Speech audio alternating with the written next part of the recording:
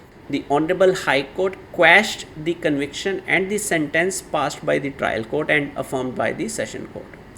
Honourable high court ने सीधा सीधा मुद्दा ये बताया कि देखो जो ऑफेंस था under section 138 could be said to have been committed by the company which is a separate legal entity, और accused जो कि यहाँ पे एज ए पर्सनल लाइबिलिटी जिसकी शो करी गई है towards the complainant, the Honorable High Court held that the accused having signed the check as a director for and on behalf of the company could only be held vicariously liable under section 141 of the act when the main company should have been made an accused and guilty as a principal offender. अगर company accused होती साथ में तो then इस व्यक्ति की जो अभी currently in question only the accused person है in his individual capacity under section 141 of the NI act, only then इस एक्यूज पर्सन की वाइकेरियस लाइबिलिटी बनती. लेकिन कंप्लेनेंट ने कभी कंपनी को ही पार्टी नहीं बनाया, तो that is why invoking section 141 of the NI act can not be justified, and that's why the Honorable High Court set aside the conviction of the sentence passed by the trial court. So now the matter has now reached to the Honorable Supreme Court. Let's see what are the findings of the Honorable Supreme Court. So Honorable Supreme Court ने दो questions frame किए इस appeal को decide करने के लिए. First question was whether the High Court committed any error in quashing the conviction and acquitting the accused on the ground that he could not be held vicariously liable under section 141 of the NI Act in the absence of the company being prosecuted and punished. So अगर company as an accused नहीं है तो इस व्यक्ति को vicariously liable consider किया जा सकता है या नहीं किया जा सकता, उसका क्वेश्चन का आंसर ऑनरेबल सुप्रीम कोर्ट इस जजमेंट में देंगे. एंड सेकेंड फंडामेंटल क्वेश्चन जो ऑनरेबल सुप्रीम कोर्ट ने फ्रेम किया कि when you have signed on a cheque as an authorised signatory of a company, then whether the person who signs a cheque drawn on the company's account falls within the ambit of the expression drawer who draws a check on an account maintained by him as used in section 138 of the NI Act. In other words, if I have signed a check as an authorized signatory of the company, then whether I am the drawer of that particular check or it is still the company should be considered as a drawer as per the section 138 of the NI Act. So let us now go into the analysis and the findings of the Honorable Supreme Court with respect to these two questions. The first issue before the Honorable Supreme Court, which addressed in this way, we have tried to bring in the format of the table the accused capacity in the transaction, right? The Honorable Supreme Court held that accused has signed the check as a director of the company and drawn on company account. Transaction was initially personal because the complainant has transferred amount 8,45,000 directly to the personal capacity of the accused, but here the accused has signed the check as the director of the company. Accused has drawn the check as the director of the company. He has drawn the check not from his personal account but from the company account. Next, check drawn on the account maintained by him in section 138. The Honorable Supreme Court held that account maintained by him refers to the account holder, not an authorized signatory. Alright, so what does this mean is that अगर मैंने check पे sign किए हैं as an authorised signatory of a company, then जो maintained by him का definition है as per the section 138, it refers to the account holder, not the authorised signatory. So company maintains the account in this case. It is not the director is maintaining the account. Then very key question is that applicability of the section 138 of the accused person. Now in this case, accused cannot be held liable under section 138 in his individual capacity, as the check was not drawn on an account maintained by him. So in this way, the matter seems to be favoring the accused person. So 138 की applicability between the complainant and the accused person as his personal capacity is out of picture now. Let's now come to the vicarious liability of the accused person when the company has not been made the party in a check bounce matter. Vicarious liability. The Honorable Supreme Court held that vicarious liability under section 141 applies only when the company is the principal offender and arrayed as a accused. Since the company has not been an accused, the section 141 is not attracted. Clearly, what does this mean is, it's a key takeaway for us is that, let's say if I am filing a check bounce complaint before the learned magistrate in any matter where the company is involved, then I must make company as the party, in addition to the person who I think they are also liable to me for the payment of the amount which is bounced by the check. And then finally, maintainability of the complaint against sole director without company, obviously because now 141 cannot be invoked, thus the liability of even the director cannot be fixed into, because there is no scope of section 138 applicability as company was not made party. The key learning is, if you have received a check from a company and that check gets bounced, you must make the company as the primary accused in addition to other persons. For other person, obviously you can raise the section 141 of the NI Act to establish the vicarious liability of other accused persons. So let's go to the next issue. The next issue is rebuttal of presumption under section 139. So as if we go back and understand कि trial court में accused person ने ये allege किया था कि this check was given only as a security check for the loans taken by the company.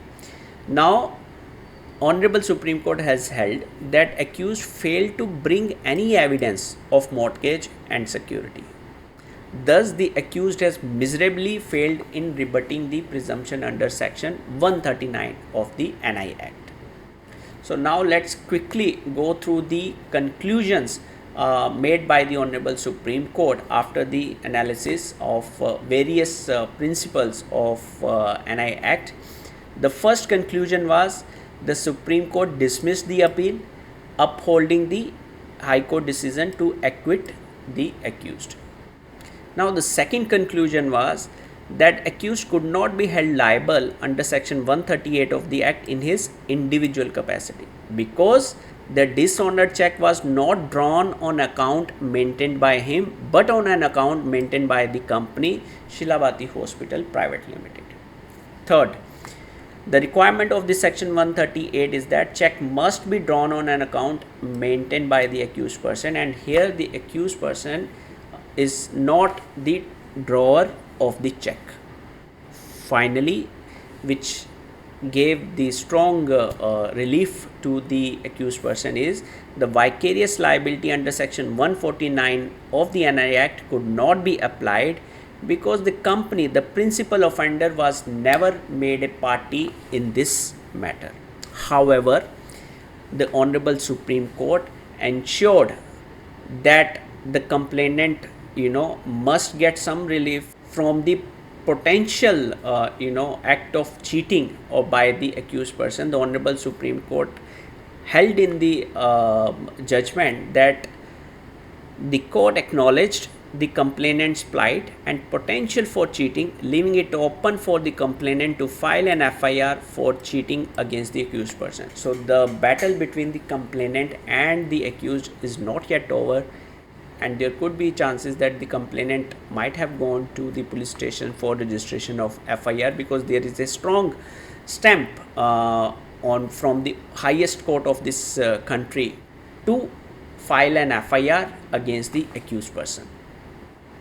And this pretty much sums up our understanding of this recent judgment, which established that what are the various liabilities of the authorized signatory, and when you must make the company as a party while filing a check bounce matter before the learned magistrate.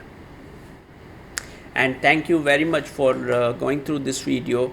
If you have any specific questions, your queries, you can send us an email. You can put your questions in the comment box, and you can also WhatsApp to us your questions, and we will try to address those questions in a as soon as possible, I would say. And feel free to discuss your experiences with us in our comment box. And don't forget to like this channel and subscribe this channel, and share this channel and video with the other persons or other stakeholders who are facing a check bounce matter. This would definitely help them to utilize this judgment in their scope. And thank you once again for going through this video. Jai Hind.